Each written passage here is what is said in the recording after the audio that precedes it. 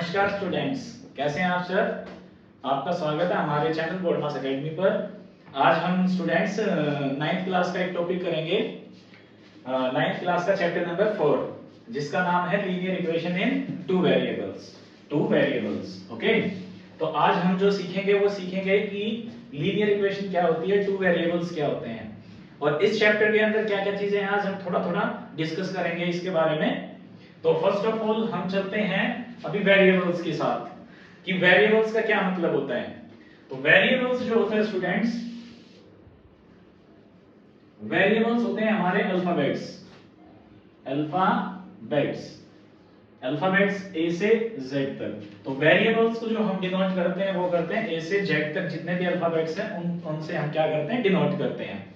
और वेरिएबल का मतलब क्या होता है, वेरिएबल का मतलब होता है very means different, able means values, it means ऐसा कोई टर्म जिसकी हम डिफरेंट वैल्यूज पुट करें तो वो डिफरेंट वैल्यूज क्या क्या हो सकती है, व्हाटएवर इट इज। जैसे होल नंबर है अपने 0 टू इंफिनिटी, हमारे नेगेटिव नंबर्स हैं, इंटीजर्स हैं, हो सकता है कि वो फ्रैक्शन में भी जाते हो, मींस रैशनल नंबर्स।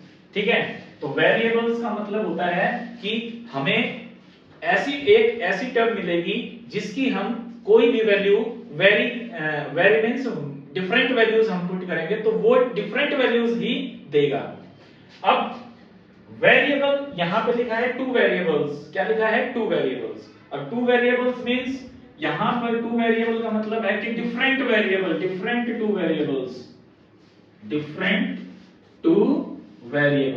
अब वो डिफरेंट टू वेरिएबल्स क्या है, अगर मैंने एक वेरिएबल को x मान लिया तो इसका मतलब दूसरा वेरिएबल x नहीं हो सकता, दूसरा वेरिएबल होगा y, x के अलावा a, b, c, d, e, whatever it is. हां, दूसरा वेरिएबल मैं x स्क्वायर ले सकता हूं, क्या ले सकता हूं, x स्क्वायर, क्योंकि x एक वेरिएबल है तो x स्क्वायर एक दूसरा वेरिएबल में काउंट हो जाएगा। बिकॉज अगर मैं यहां पर x की वैल्यू को 2 पुट करूंगा तो ये वेरिएबल हमें 4 वैल्यू देगा, इसीलिए ये डिफरेंट वैल्यूज है, तो different two variables. Okay, I think यहां तक क्लियर हो गया होगा। अब बात करते हैं हम लीनियर इक्वेशन की। अच्छा, जो इस चैप्टर में हम जो मोस्टली वेरिएबल्स लेंगे वो लेंगे x and y, means we have to take the value of x and we have to take the value of y।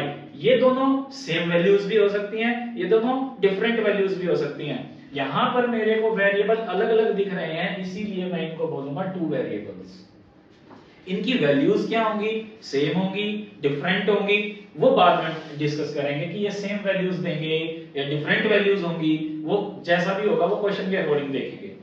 अब यहां पर बात आती है लीनियर इक्वेशन। तो लीनियर का मतलब क्या होता है, लीनियर का मतलब होता है किसी भी वेरिएबल की जो पावर है, हाईएस्ट पावर, वो 1 होनी चाहिए। अगर मैंने कोई एक इक्वेशन लिखा जैसे 2x + 3 = 5, आपने 8th क्लास में पढ़ा होगा कि 2x + 3 = 5, और यहां से हमने x की वैल्यू को फाइंड आउट किया था, तो मैंने कांस्टेंट टर्म्स को उधर भेज के और वेरिएबल को अकेला लिखा था। तो यहां पर हम देख रहे हैं कि x की वैल्यू कितनी है, x की पावर कितनी है, 1, हाईएस्ट पावर कितनी, 1। इट मींस ये जो हमारी एक इक्वेशन है, ये हमारी इक्वेशन है लीनियर इक्वेशन। अगर मैं यहां ये बोल दूं कि 2x² प्लस में 3x + 5, जैसे आपने फैक्टर्स किए होंगे, क्या किए थे, आपने फैक्टर्स किए थे। ओके, तो यहां मैं अगर बोलूं तो इसका मतलब यहां पर हाईएस्ट पावर कितनी है, 2। कितनी हाईएस्ट पावर, 2। इट मींस ये हमारी लीनियर इक्वेशन नहीं है। अब हाईएस्ट पावर 2 है तो इसको क्या बोलते हैं, इसको बोलते हैं क्वाड्रेटिक। ये आपका बाद का पार्ट है, ये बाद में बताएंगे आपको। तो अभी हमारा जो काम है वो है linear equation in two variables पे। तो लीनियर इक्वेशन आपको समझ में आ गया है कि हाईएस्ट पावर अगर 1 है तो उसको हम बोलते हैं लीनियर। और इक्वेशन का मतलब होता है कोई भी लेफ्ट साइड में कोई भी टर्म्स हैं, अगर वो राइट साइड की टर्म्स के साथ इक्वेट की जाती हैं, बीच में इक्वल टू का साइन आता है, तो वो एक इक्वेशन बनती है। तो इट मींस कि हमें लीनियर इक्वेशन का बताना है, तो हम यहां ये जैसे मैंने यहां ये लिखा है 2x + 3 = 5, इट मींस बीच में इक्वल आ रहा है, ये इक्वेट हो रही हैं, तो इस पूरी को हम लीनियर इक्वेशन बोलेंगे। अब ये पूरी लीनियर इक्वेशन तो है, लेकिन यहां पर हम देख रहे हैं यहां सिर्फ सिंगल वन वेरिएबल है। क्या है?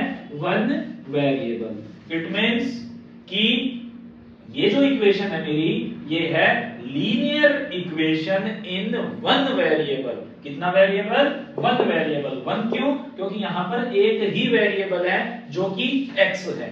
ओके, अब हम बात करते हैं linear equation in two variables की। अब linear equation in two variables की जब बात करेंगे तो हमें यह भी पता होना चाहिए कि linear equation in two variables का एग्जांपल क्या हो सकता है। अब सबके दिमाग में अलग अलग एग्जांपल्स आ सकते हैं। मैं देखो अभी है ना एक इक्वेशन बनाना सिखाता हूं, उसके बाद आप लोग है ना अपने आप बहुत सारी इक्वेशंस बना सकते हैं। एग्जांपल जैसे मैंने लिख दिया 4x + 3y = 9। मैंने यहां ये लिखा है। यहां पर देखेंगे हम तो हमारे पास जो वेरिएबल है वो है एक तो x, एक है y, और ये दोनों वेरिएबल्स है मेरे पास डिफरेंट वेरिएबल्स। इट मींस मैं इनको प्लस नहीं कर सकता। अगर मैं यहां पर 4x + 3x = 9 लूं तो मैंने आपको ये बताया कि ये x और x सेम है, तो मैं इनको वन वेरिएबल में क्यों काउंट करूंगा? देखने से तो दो वेरिएबल लग रहे हैं, लेकिन मैंने इनको वन वेरिएबल इसीलिए काउंट किया क्योंकि 4x और 3x प्लस हो गए 7x = 9, तो हमारा जो रिजल्ट बनेगा उसमें सिंगल वेरिएबल आएगा। लेकिन यहां पर अगर मैं बात कर रहा हूं 4x + 3y = 9, यहां पर x वाली टर्म और y वाली टर्म ये ऐड नहीं होंगी, ये ऐड नहीं होंगी, इसीलिए ये हमेशा ही टू वेरिएबल्स देगा, हमेशा ही टू वेरिएबल्स देगा। ठीक है, तो ये एक एग्जांपल था किसका? Linear equation in two variable का। ओके, अब एक दूसरा एग्जांपल्स भी लेता हूं, जैसे कि 2x - 9m = 7, 4s प्लस में 3t = 1, व्हाटएवर इट इज। हमें सिर्फ दो वेरिएबल्स का ध्यान रखना है, दोनों वेरिएबल्स डिफरेंट होने चाहिए। ठीक है, अब ये भी हो गया हमारा। अब हम डिस्कस करते हैं कि इस चैप्टर में एक्चुअली हमें करना क्या है। इस चैप्टर में बेटा हमें जो फाइंड आउट करना है, फर्स्ट ऑफ ऑल तो हमें ये देखना है कि इक्वेशन की स्टैंडर्ड फॉर्म क्या होती है। The standard form of linear equation in two variable. What is the standard form? एक स्टैंडर्ड फॉर्म, देखो कोई भी चीज है जैसे स्टैंडर्ड यूनिट्स होती हैं।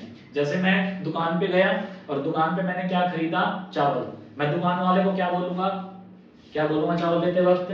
कि मेरे को 4 दाने दे दो, 10 दाने दे दो, या मेरे को 5 लीटर दे दो?